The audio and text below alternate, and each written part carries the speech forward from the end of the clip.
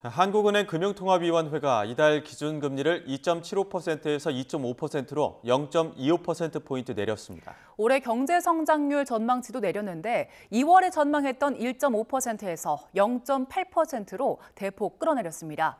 취재기전길에서 자세히 알아보겠습니다.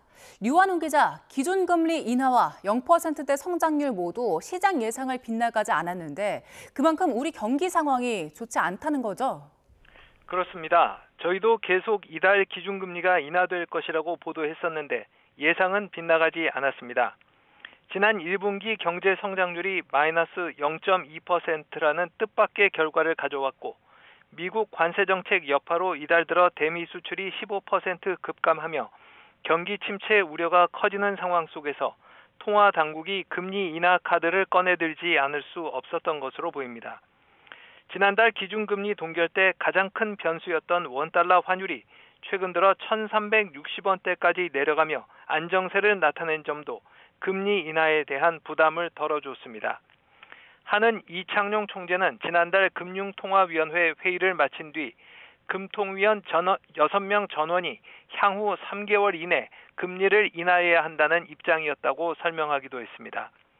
다만 미국의 연방준비제도가 이달 초 정책 금리를 동결한 상황이어서 한미 간의 금리 차는 1.75%포인트에서 2%포인트로 더 벌어지게 됐습니다. 일각에선 외국 투자자금 이탈을 우려할 수도 있지만 우리 국민의 해외 증권 투자 확대로 우리나라 대외 금융 자산은 지난 1분기에 역대 최고 수준을 기록했습니다. 한은은 올해 우리나라 경제 성장률 전망치를 지난 2월에 전망했던 1.5%에서 0.8%로 대폭 하향 조정했습니다. 앞서 해외 투자은행들과 국책 연구기관인 KDI가 올해 우리 경제 성장률 전망치를 0%대로 내렸는데 한은 역시 0%대 성장을 할 것으로 내다봤습니다. 다만 내년에는 올해보다 나은 1.6% 성장률을 기록할 것으로 전망했습니다. 한은의 기준금리 인하와 미국 법원의 관세정책 제동, 엔비디아의 호실적 등 호재가 겹치며 우리 증시는 강세를 나타내고 있습니다. 코스피는 외국인과 기관의 동반 순매수 속에 2700선을 돌파했고 코스닥 지수 역시 730선 위로 올라섰습니다.